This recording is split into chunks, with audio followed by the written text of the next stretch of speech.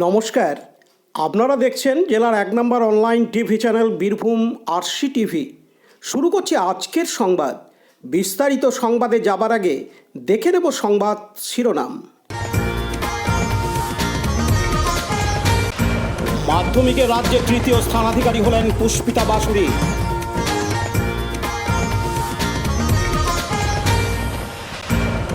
মাধ্যমিকে রাজ্যের সপ্তম স্থানাধিকারী হলেন আরত্রিক শো।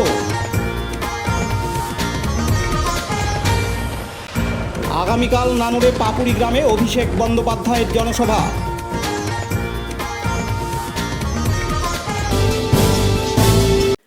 প্রত্যন্ত গ্রামে সরকারি ইংরেজি মাধ্যমে স্কুলে পড়ে রাজ্যে মহিলাদের মধ্যে প্রথম পুষ্পিতা বাসুরি। সার্বিকভাবে সে রাজ্যে তৃতীয় স্থান অধিকার করেছে। তার প্রাপ্ত নাম্বার 691। ইলামবাজার থানার কামারপাড়া গ্রামের বাসিন্দা। ইংরাজি মাধ্যমে নিউ ইন্টিগ্রেটেড গভর্নমেন্ট স্কুলে পড়াশোনা করত। মা পাশেই দারোন্দা স্কুলের পার্শ্ব শিক্ষক, বাবা বেকার। মা বাবার দুজনেরই শিক্ষা জগতের সাথে জড়িয়ে থাকা পুষ্পিতার সাফল্যের বড় চাবিকাঠি। এদিন পুষ্পিতা বাসুরি জানান, পরীক্ষা ভালো দিয়েছিলাম, তবে এতটা আশা করিনি। প্রথমে এক আত্মীয়ের কাছে শুনে বিশ্বাস করতে পারিনি। স্কুলের পড়াশুনোর বাইরে প্রায় 10 ঘন্টার মতো পড়াশুনো করতাম। তার এই সাফল্যে বাবা মাকে উৎসর্গ করেন। তার ইচ্ছে বিজ্ঞান নিয়ে পড়াশুনো করা। এদিন তিনি আরও জানান, প্রথমে আমি মানে আমার রিলেটিভসরা ফোন করে আমাকে জানালো যে আমি মানে 3rd পজিশন হয়েছে। আমি এতটা এক্সপেক্ট করিনি, কিন্তু শুনে খুব খুশি। মানে মানে প্রথমে মানে বিশ্বাস করে উঠতে পারিনি। মানে আমার মানে যেরকম এক্সাম দিয়েছিলাম তাতে মানে এতটা হবে ঠিক ভাবতে পারিনি। কেমন লাগছে? খুবই ভালো লাগছে।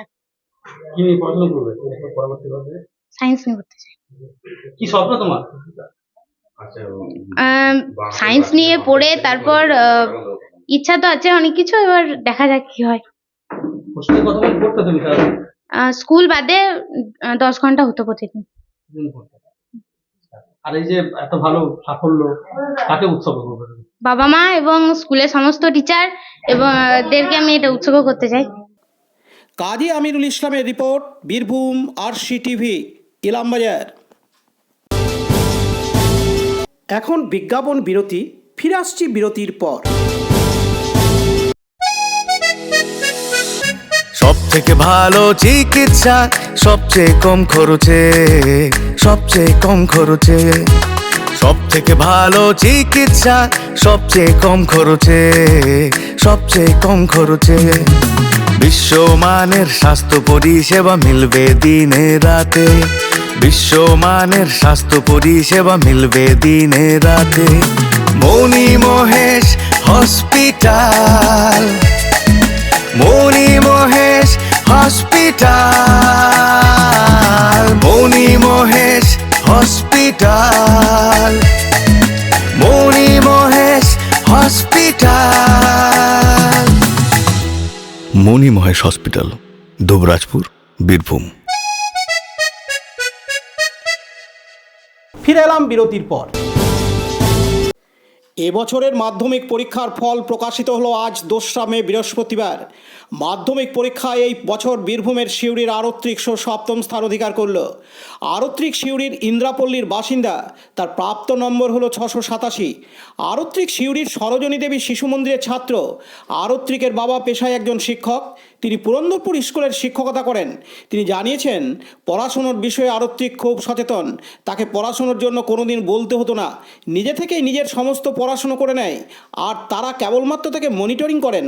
এদিন আরত্রিক শোকে প্রাক্তন সাংসদ শতাব্দী রায়ের উপস্থিতিতে পশ্চিমবঙ্গ তৃণমূল মাধ্যমিক শিক্ষক সমিতির সিউড়ি 1 নম্বর ব্লক ও পৌরসভার তরফ থেকে সম্মাননা জ্ঞাপন করা হয়।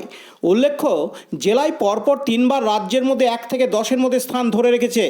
এদিন মাধ্যমিকের 7ম স্থানাধিকারী আরত্রিক শো জানান, জানতে পারলে আর কি হয়েছে তুমি? আমি 7ম হয়েছি। একজন সৌমি দিদির কাছ থেকে জানতে পারলাম, ফোন করে বলল। এবার খুব ভালো লাগছে।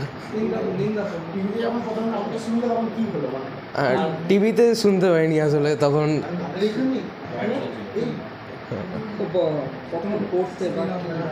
এক এক দিন এক এক রকম পড়তাম, মানে নির্দিষ্ট কিছু ছিল না।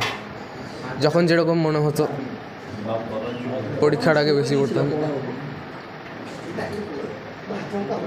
খুব বেশি নয়, এমনি অ্যাভারেজই যেমন দেয় একজন স্টুডেন্ট।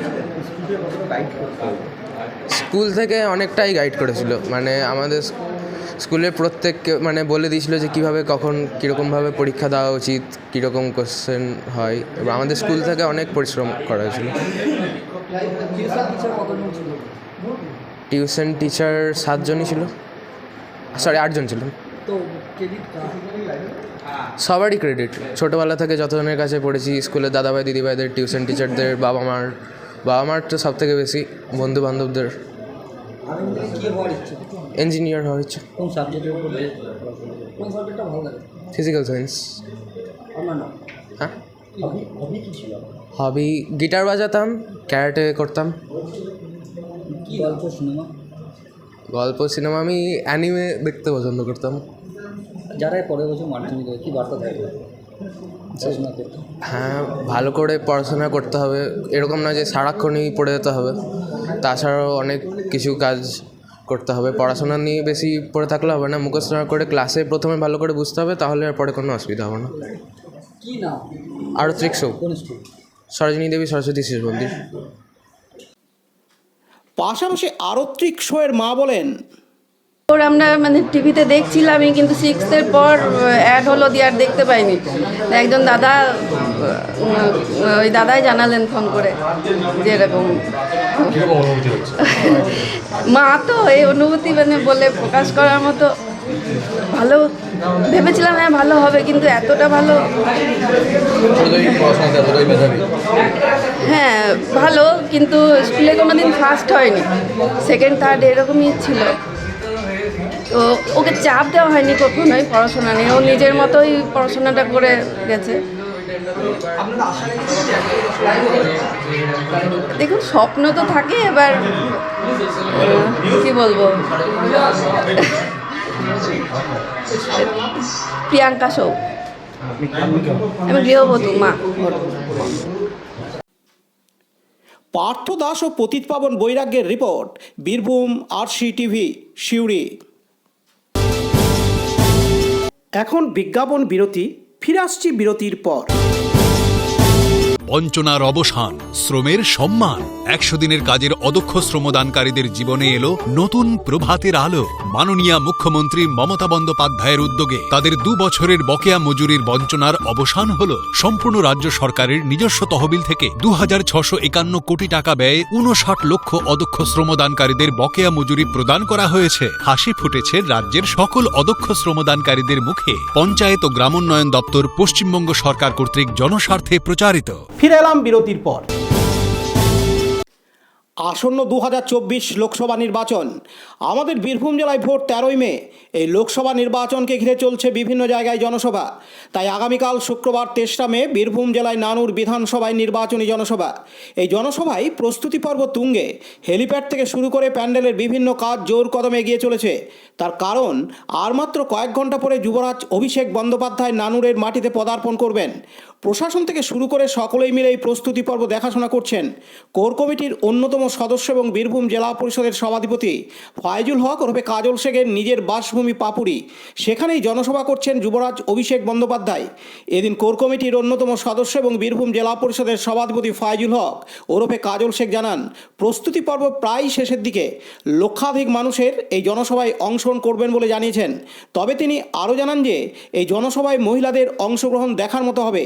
এছাড়া তীব্র তাপপ্রবাহ চলছে, যাতে কোনো মানুষের অসুবিধা না হয়, তাই সব রকম ব্যবস্থা করা হচ্ছে এবং পর্যাপ্ত পরিমাণে পানীয় জলের ব্যবস্থা থাকছে। এদিন তিনি আরও জানান, মুহূর্তে প্রস্তুতি তুঙ্গে চলছে, আর আমার যারা সহযোদ্ধা সহকর্মীরা আছে সকলেই মিলিতভাবে কাঁধে কাঁধ মিলিয়ে নানুর বিধানসভা প্রত্যেকটি অঞ্চল থেকে যা নেতাকর্মী আছে তারা সকলেই সহযোগিতা করেছে। সারাত ধরে কাজ চলেছে, আর কিছু কাজ বাকি আছে, কয়েক ঘন্টার মধ্যে হয়তো প্রস্তুতি কমপ্লিট হয়ে যাবে। আর আমরা সেই অধীর আগ্রহে সে ঐতিহাসিক মুহূর্তে অপেক্ষায় আছে নানুরবাসী, যে কখন আমাদের যুবরাজ এখানকার মাটিতে পদধূলি দেবে, সে অপেক্ষায় আমরা আছি। এখানে হয়তো কয়েক লক্ষ মানুষের সমাগম হবে, সেটা আমাদের সকলে একটা মিলিতভাবে প্রয়াস আছে।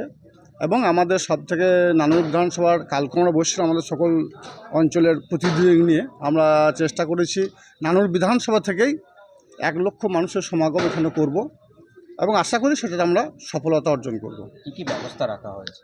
ব্যবস্থাটা আজ বলবো না, ব্যবস্থাটা কালকেই দেখতে পাবেন। আমরা শুধু মাথা ছাড়া কিছু দেখতে পাবেন না, শুধু মানুষ আর মানুষ। আর সবথেকে বড় আমাদের কাছে যেটা একটা আশা আছে, যেখানে মনে হয় যেন লক্ষ্মী ভাণ্ডারে মায়েদের সমাগমটা বেশি হবে পুরুষের থেকে, কারণ মায়েদের এখানে আসার জন্য সব উদ্গ্রীব অপেক্ষায় বসে আছে। বিভিন্ন গ্রামে গ্রামে পাড়ায় পাড়ায় মায়েরা বোনেরা জোটবদ্ধভাবে এখানে আসবে, তাই এখানে মায়েদের বোনের উপস্থিতিটা সবথেকে বেশি হবে বলে আমাদের মনে হয়। দাদা, আগামীকাল দুটো হেভি ওয়েট প্রার্থীর প্রচার, একদিকে যুবরাজ, একদিকে হচ্ছে প্রধানমন্ত্রী নরেন্দ্র মোদী আমোদপুরে, কি বলবেন? দেখুন, এটা আমাদের কাছে খুব বড় পাওনা। প্রধানমন্ত্রী আমাদের বীরভূম জেলায় আসছে, খুশির খবর আমাদের কাছে। সঙ্গে সঙ্গে এটাও দুঃখের খবর যে আমাদের যারা খেটে খাওয়া ক্ষেত মজুরা মাথা ঘাম পায়ে ফেলে একসঙ্গে কাজ করেছিল, আমরা চাইব আমাদের প্রধানমন্ত্রী, আমাদের সবার প্রধানমন্ত্রী তিনি সম্মানীয় ব্যক্তি আসছেন, ভালো খবর। কিন্তু এই একসঙ্গে কাজের টাকাগুলো দিয়ে দিলে ভালো হয়। তাছাড়াও আমাদের আবাস যোজনার টাকা, সেটাও 3 বছর বন্ধ আছে। শুধু এসে ইলেকশনের সময় ভোট চাইলেই হবে না, মানুষ হয়ে কাজ করতে হবে। যেমন আমাদের যুবরাজ বারবার বীরভূম জেলা এসেছেন এবং তিনি বিভিন্ন সময় বিভিন্ন প্রতিশ্রুতি দিয়ে গেছেন, সেই প্রতিশ্রুতিগুলো তিনি রক্ষা করেছেন। স্বভাবতই আমাদের প্রধানমন্ত্রী আমাদেরকে ভারতবাসীকে তথা আমাদের বঙ্গবাসীকে যে প্রতিশ্রুতি দিয়েছিল, সেই প্রতিশ্রুতিগুলো পালন করলে ভালো হয়। তিনি প্রথমেই প্রধানমন্ত্রী চেয়ারে বসার সময় কথা দিয়েছিলেন 15 লক্ষ টাকা অ্যাকাউন্টে দেবো, সে টাকা তিনি দেননি, সেগুলো দিলে ভালো হয়। তিনি বলেছিলেন বেকার সমস্যার সমাধান করে প্রত্যেক বছর 2 কোটি বেকারের চাকরির ব্যবস্থা তিনি করবেন, অন্য সময় ব্যবস্থা করবেন। স্বভাবতই 5 বছরে 10 কোটি হলো, একটা বেকার সমস্যার সমাধানও হয়নি। তিনি যে প্রতিশ্রুতি দিয়েছিলেন, সেই প্রতিশ্রুতিগুলো পালন যদি করেন, তাহলে আমরা বঙ্গবাসী হিসাবে আমরা খুশির সঙ্গে আনন্দের সঙ্গে বলবো আমাদের প্রধানমন্ত্রী আমাদের কাজ করেছেন। কাজী আমিরুল ইসলামের রিপোর্ট, বীরভূম RCTV, নানুর। আজকের সংবাদ এই পর্যন্ত। পরবর্তী সংবাদের জন্য চোখ রাখুন বীরভূম RCTVর পর্দায়। নমস্কার।